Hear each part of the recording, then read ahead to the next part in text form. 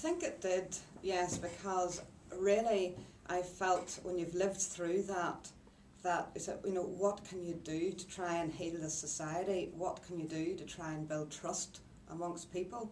And I think we're integrated education, which was started by a group of parents. The first school was Lagan College, which I'm sure you've heard of, in 1981.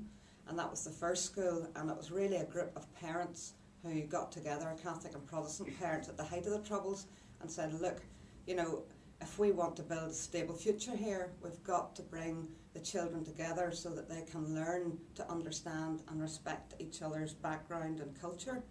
But the thing about the integrated schools was it wasn't just the children, it was the parents meeting at the school gates for the first time. The teachers were both Catholic and Protestant, and the Board of Governors were Catholic and Protestant. I'll go back to teaching. One of the things that we did, we knew that the special branch police, for example, were bugging our classrooms, especially the classrooms of history teachers.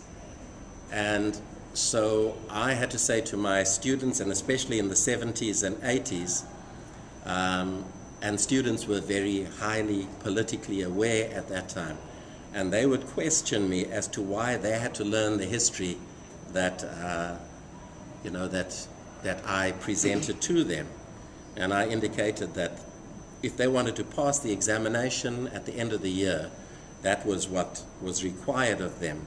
But we made a deal that because we suspected that some of our classrooms were bugged, that we would, one day a week, we would have a history lesson under the trees outside, where we would talk about the real history of our country.